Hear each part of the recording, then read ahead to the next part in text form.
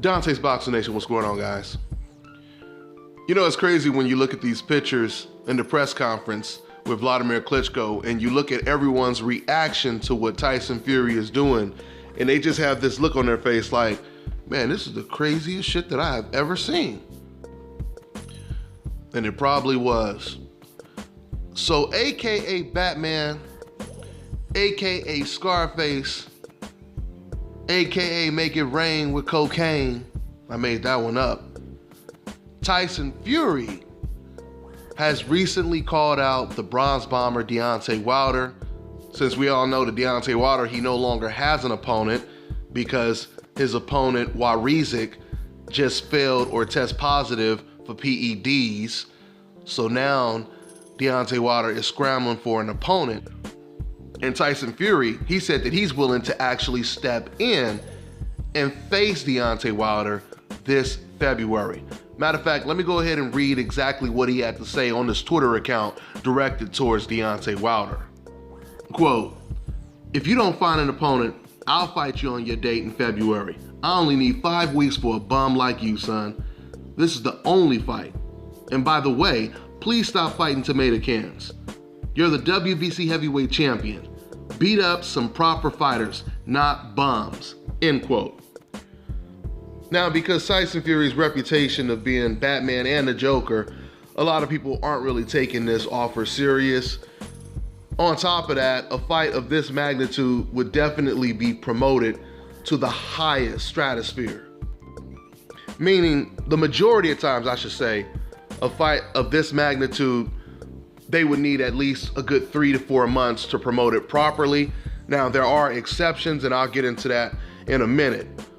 But once again, when it comes to this, challenge that Tyson Fury threw out there, to me, I felt this was just another way to, diss Deontay Wilder and clown him, accuse him of fighting tomato cans and bums.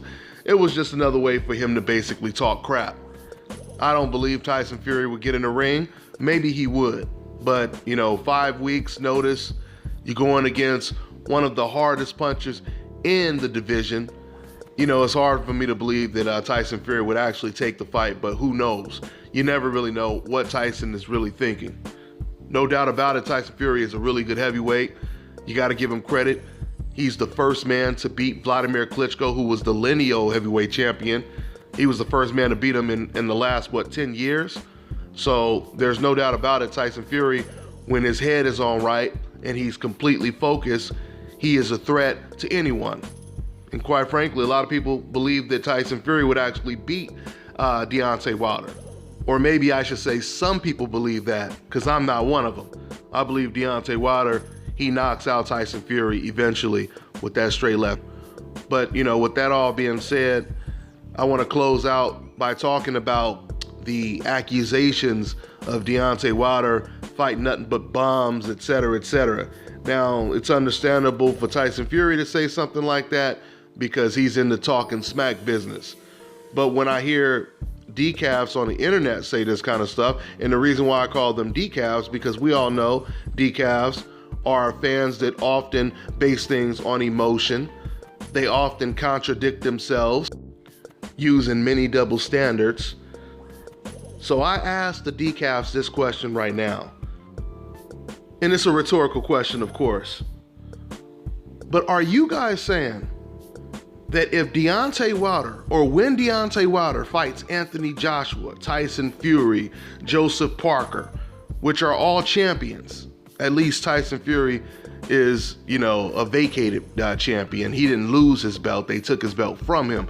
But the point is, if Wilder were to fight all of these top-notch guys, are you, decaf, saying then you're going to treat him the way you treat fighters on the hope list? For example, when Golovkin was fighting Marco Antonio Rubio, the same fans that are calling Deontay Wilder a tomato can picker, a cherry picker, etc., the same fans, they were defending and praising Golovkin and saying he's the best middleweight since Marvin Hagler. This is what they were saying when Golovkin was fighting Marco Antonio Rubio. When Golovkin stopped Willie Monroe, I was there covering this fight live, by the way. Fans and even some members of the media were praising this man Golovkin like he had just knocked out Andre Ward. They were praising this man like he had just beat Marvin Hagler after he beat Willie Monroe. And then when other professional boxers, not even just myself, when other professional boxers who do this for a living, other people in the boxing industry, when they criticize Gennady Golovkin's competition, along with myself, you know what these same fans who are calling Deontay Wilder a cherry picker, etc., you know what they said in defense of Gennady Golovkin?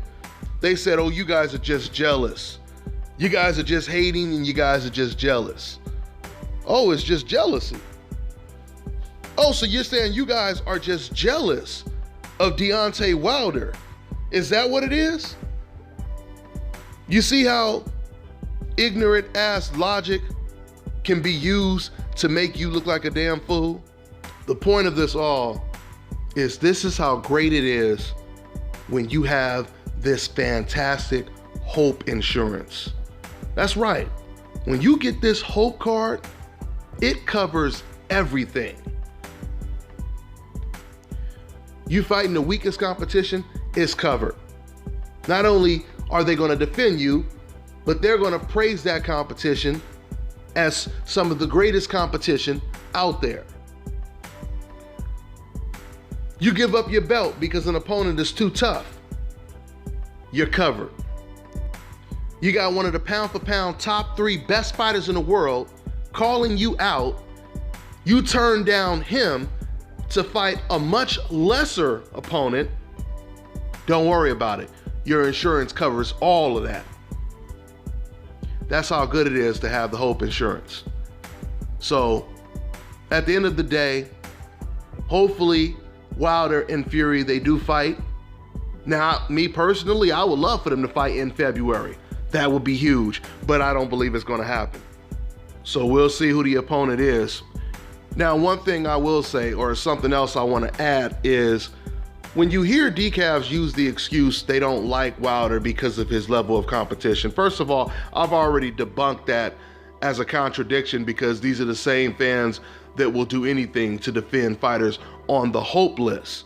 But to further prove my point that this has absolutely nothing to do with Deontay Wilder's level of opposition, and it's more of just because he's on the coincidental list, is the fact that when Deontay Wilder first stepped up in competition and when he beat and dominated Bermane Stiverne, a fighter that was almost the favorite to beat Deontay Wilder, these fans still did not praise Wilder the way they praised Golovkin when he knocked out Marco Antonio Rubio. So that right there clearly lets us know what time it is. That's all I got for now, guys. I'm on to the next one.